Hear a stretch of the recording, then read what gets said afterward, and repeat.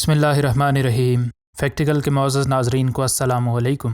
ناظرین محترم، دنیا کے 195 ممالک میں 12 ملک ایسے ہیں جن نے عقاب کو اپنا قومی پرندہ رکھا ہے۔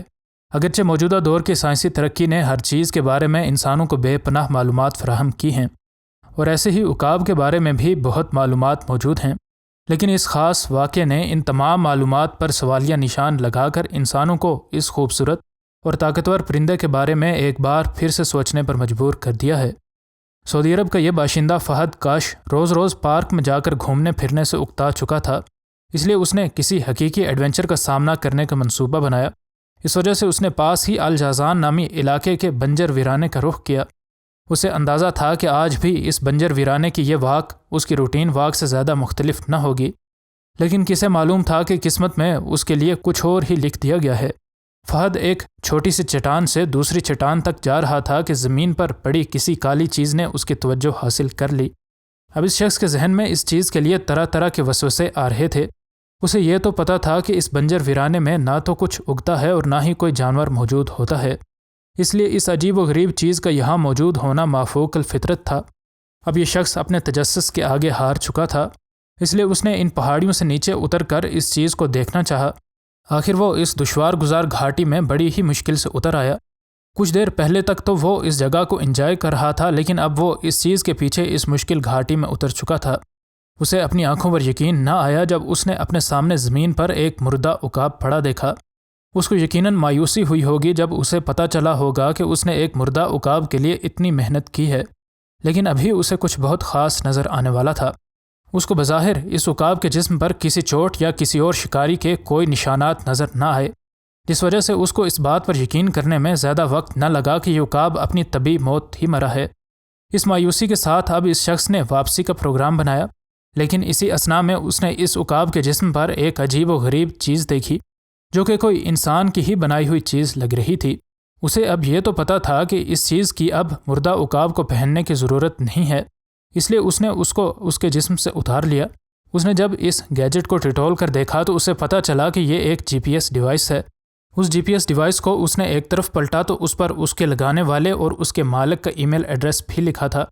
اب اس کو جلدی سے جلدی اپنے لیپ ٹاپ تک پہنچنا تھا تاکہ وہ اپنے ذہن میں اٹھنے والے تمام تر سوالات کا جواب حاصل کر سکے۔ جب اس نے اس جی پی ایس ڈیوائس کو اپنے لیپ ٹاپ سے کنیکٹ کیا تو اس کو اپنے سوالات کے جوابات مل گئے، اور اب اس کے پاس ان پرندوں کی طاقت پر رشک کرنے کے علاوہ کوئی چارہ نہ تھا۔ جب اس نے اس جی پی ایس ٹریکر کی ڈیٹیلز دیکھیں تو اسے معلوم ہوا کہ یہ قزاقستان کے ایک باشندے نے کئی سال پہلے اس عقاب پر لگایا تھا۔ تقریباً 2 دہائیوں تک یہ ٹریکنگ ڈیوائس ان تمام علاقوں کو ریکارڈ کر رہی تھی جن تک یہ ایگل گیا تھا۔ یہ ایگل اپنی زندگی میں مشرق وسطیٰ میں موجود کئی ایک ممالک میں گیا تھا، حتیٰ کہ براعظم افریقہ تک بھی اس عقاب نے پرواز کی تھی۔ سعودی عرب سے آگے یہ عقاب سوڈان اور ایتھوپیا تک بھی پرواز کر چکا تھا۔ اس عقاب نے اپنے سفر میں وسیع صحرا اور بلند و بالا پہاڑوں کو پار کیا تھا، لیکن نہ جانے کیوں یہ عقاب اپنی ساری زندگی میں سمندر کے پانی سے دور ہی رہا اور اس نے اس پر سے اڑان نہیں بھری۔ فہد کو اس عقاب کی اس عجیب و غریب حرکت پر بڑی ہی حیرت ہوئی، اور اس نے اس بات کی تحقیق کرنے کی کوشش کی کہ اس ایگل نے کئی ممالک تک پرواز کی، لیکن آخر کیوں یہ سمندر سے دور ہی رہا۔ عقاب بے حد ذہین ہوتے ہیں، اس لیے اس بات کے پیچھے یقیناً کوئی نہ کوئی خاص وجہ ہونی تھی۔ اس کو آخر اس کی وجہ پتہ چل ہی گئی کہ جب عقاب لمبے سفر پر نکلتے ہیں تو وہ گرم ہوا کے اوپر کی طرف دباؤ کی وجہ سے بہت اوپر تک چلے جاتے ہیں، اور پھر ایک ایسے لیول پر پرواز کرتے رہتے ہیں جہاں ان کو لمبے سفر میں پرواز کرتے رہنے میں زیادہ طاقت نہیں لگانی پڑتی، اور یوں یہ لمبا سفر بغیر کسی بڑی مشقت کے مکمل کر لیتے ہیں۔ سمندروں کے اوپر ایسی گرم ہوا کا اوپر کی طرف دباؤ نہیں ہوتا، اس وجہ سے ان کو بہت اونچائی پر پرواز کرنے میں بہت زیادہ مشقت کرنی پڑتی ہے، اور اتنے لمبے سفر میں اگر وہ اتنی زیادہ طاقت لگا دے تو اس کا زندہ رہنا مشکل ہو جائے، اور اسی وجہ سے ہی وہ اپنی ذہانت کی وجہ سے لمبے لمبے سفر طے کر سکتا ہے۔ اب ناظرین کو یقیناً اندازہ ہو چکا ہوگا کہ اقبال نے کیوں کہا تھا کہ کرگس کا جہاں اور ہے اور شاہین کا جہاں اور۔ یہ پرندہ مائیگریشن کے دوران روزانہ تقریباً 355 کلومیٹر اڑا، جو کہ ایک عام انسان کے لیے بھی بہت ہی لمبا سفر ہے، لیکن یہ پرندے بغیر کسی مشقت کے روزانہ اتنا سفر اپنی ذہانت کی وجہ سے طے کر لیتے ہیں۔ اس کھوج اور تحقیق کے بعد آخر فہد نے اس ٹریکر کو اس کے مالک تک قزاقستان بھجوا دیا۔ ناظرین محترم، ساری دنیا میں ایگل کو عزت کی نگاہ سے دیکھا جاتا ہے، اور اس کی مختلف خوبیوں کی وجہ سے شاہین مختلف ممالک کا قومی پرندہ اور قومی سمبل بھی ہے، لیکن آسمان کی بلندیوں میں پرواز کرنے والا یہ طاقتور اور نڈر پرندہ بھی بعض اوقات مصیبتوں میں گرفتار ہو جاتا ہے۔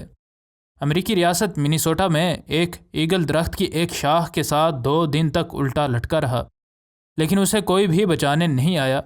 آخر اس کو ایک فوجی نے اپنے بہترین نشانے بازی کے سکلز سے زندہ بچا لیا۔ زندہ بچ جانے کے بعد اس ایگل نے ڈاکٹرز کو ایسا رسپانس شو کیا جسے دیکھ کر سب حیران بھی ہوئے اور خوش بھی۔ ناظرین محترم، امریکی ریاست وسکونسن اور منیسوٹا میں بالڈ ایگلز کافی تعداد میں موجود ہیں، اور اس علاقے کے لوگوں کے لیے ایک بالڈ ایگل کو دیکھنا کوئی نئی بات نہیں ہوتی۔ لیکن یہ بالڈ ایگل درخت کے ساتھ الٹا لٹکا تھا اور پھڑپھڑا بھی رہا تھا، جس کا واحد یہی مطلب تھا کہ یہ کسی مشکل میں گرفتار ہے۔ اس علاقے میں امریکی فوج کا ایک ریٹائرڈ فوجی جیسن گیلون بھی رہتا تھا، جو کہ اس دن شہر جانے کے لیے اپنے گھر سے نکلا تھا۔ انہوں نے جب اس کو دیکھا تو یقیناً انہیں بھی حیرت ہوئی کہ ایک ایگل کیسے درخت کے ساتھ الٹا لٹک سکتا ہے۔ انہوں نے اپنی دوربین نکالی اور اس کی مدد سے اس کو دیکھا تو انہیں معلوم ہوا کہ اس درخت کی ٹہنی کے ساتھ ایک رسی بندھی ہے، اور یہ رسی اس ایگل کے پنجے کے گرد لپٹی ہے۔ اسی وجہ سے یہ ایگل اس جگہ پر لٹکا تھا۔ جیسن نے سوچا کہ یقیناً یہ مر چکا ہوگا، لیکن کچھ دیر غور سے دیکھنے پر انہیں معلوم ہوا کہ یہ حرکت کر رہا ہے اور زندہ ہے۔ یہ ساری سٹوری جیسن کی بیوی جیکی نے فیس بک پر پوسٹ کی ہے۔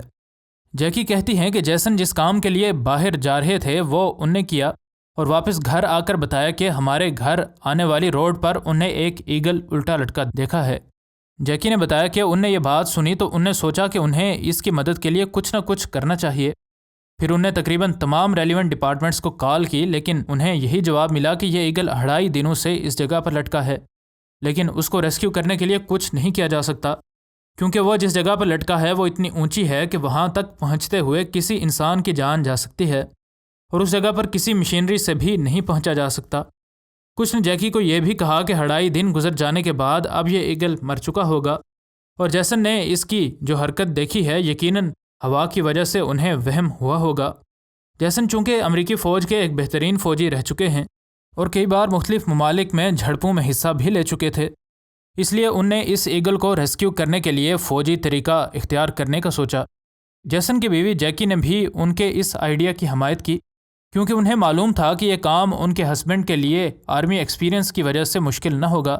جیکی نے اپنی پوسٹ میں لکھا کہ جیسن نروس تھے کہ اگر وہ ایگل واقعی میں زندہ ہوا اور میرا نشانہ بجائے شاخ یا رسی کو لگنے کے ایگل کو لگ گیا تو کہیں ان پر کوئی کیس نہ بن جائے۔ اب چونکہ یہ اتھارٹیز کو بھی کال کر چکے تھے، اس لیے ایگل کو لگ جانے کا خطرہ اور پھر اس وجہ سے کسی مشکل میں پھنس جانے کا خطرہ انہیں لاحق تھا۔ اس لیے ان نے معاملات اپنے ہاتھ میں لینے سے پہلے Minnesota department of natural resources کے کنزرویشن آفیسر کو کانٹیکٹ کیا۔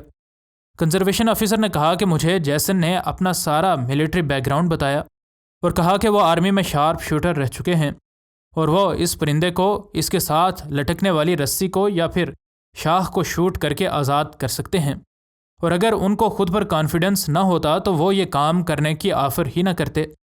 کنزرویشن آفیسر نے بتایا کہ ویسے بھی ان نے اس ایگل کو مرنے کے لیے چھوڑ دیا تھا، اس لیے جیسن کو موقع دینے میں ان نے دیر نہ لگائی۔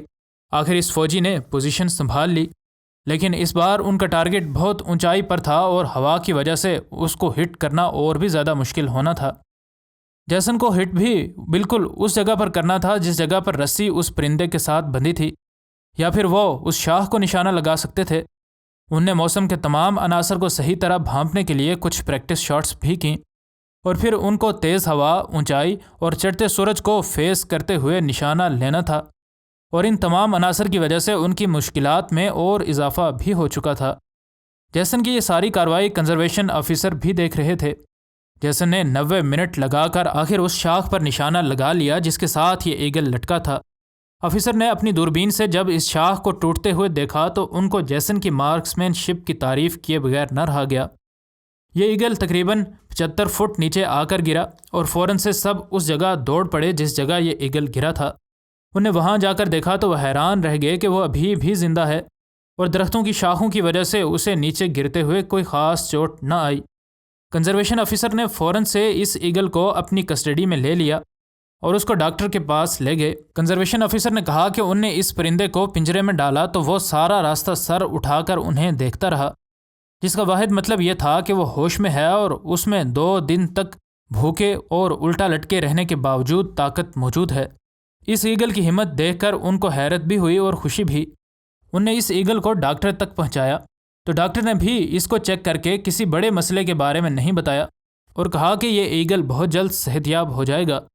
جیسن کو بھی اس ایگل کی صحت یابی کے بارے میں سن کر بہت خوشی ہوئی اور انہوں نے کہا کہ مجھے امید ہے کہ بہت جلد یہ لوگ اسے اپنے پرانے علاقے میں ایک بار پھر سے آزاد فضاؤں میں اڑنے کے لیے چھوڑ دیں گے۔